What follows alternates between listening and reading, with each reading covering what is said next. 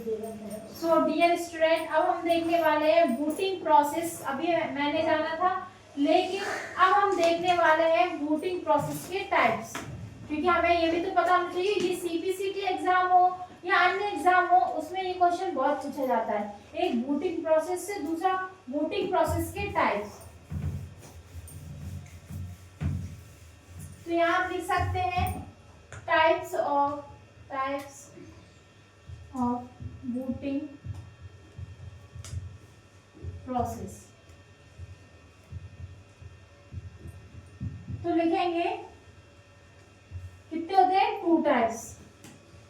एक होता है हमारा कोल्ड बूटिंग, एक होती है हमारी कोल्ड बूटिंग और एक होती है वार्म बूटिंग। आप दोनों चीज बड़े ध्यान से समझना कि क्या होता है, ठीक है।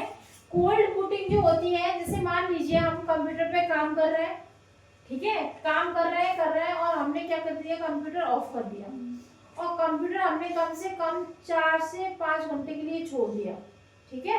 और उसके बाद हम, या मान लो रात में काम कर रहे थे, करके हम सो गए और मॉर्निंग में जब हम उठते हैं और हम फिर अपने पीसी या डेस्कटॉप पर बैठते हैं, तो जब हम उसको ऑन करेंगे तो बूटिंग कौन सी कहलाएगी, कोल्ड बूटिंग। तो हम कह सकते हैं सिंपल सी लैंग्वेज में कि जो स्टार्ट कंप्यूटर होता है वो कौन सी बूटिंग। और लेकिन अगर हम कहें हमने कंप्यूटर चला रहे थे, साइलेंट हो जाओ, जब हम कंप्यूटर चला रहे थे, उस पर काम कर रहे थे और अचानक से बिजली चली जाती है, पावर सप्लाई कट हो जाती है, तो क्या होता है, हमारा अचानक से कंप्यूटर ऑफ होता है और उसके जस्ट थोड़ी देर बाद ही लाइट आ जाती है, तो हमारा कंप्यूटर क्या होता है, रीस्टार्ट। इसको क्या बोलते हैं, रीस्टार्ट। तो कंप्यूटर स्टार्ट होगा तो उसको क्या बोलेंगे, और कंप्यूटर रीस्टार्ट होगा तो उसको क्या बोलेंगे, सो स्टूडेंट बताइए ये चीज समझ में आ गई।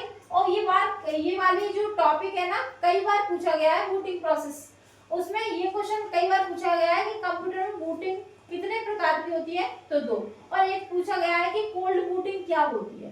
तो हमें उस कंप्यूटर जो लैंग्वेज बनाता है एग्जामिनर, उसकी एग्जामिनर की बस लैंग्वेज को पकड़ना है कि उसने किस टाइप से क्वेश्चन पूछा है, और हमें किस पे ध्यान रखना है कि जो स्टार्ट होने की प्रोसेस है वो कोल्ड बूटिंग, और जो कहीं ना कहीं बिजली जा रही है या क्वेश्चन को कैसे भी घुमाए, रीस्टार्ट की कंडीशन दिखे तो वार्म बूटिंग। क्लियर है, ऐसे ध्यान रख लो। जब कंप्यूटर ज्यादा समय के लिए ऑफ रहता है तो वो ठंडा हो जाता है, इसलिए कोल्ड बूटिंग, और तुरंत गर्म में ही चालू या काम कर आप देखते होंगे मोबाइल चलाते चलाते गर्म हो जाता है, कंप्यूटर चलाते चलाते गर्म हो जाता है, तो वो गर्म होने का कारण मतलब वार्म बूटिंग। ठीक है, इसको नोट करिए।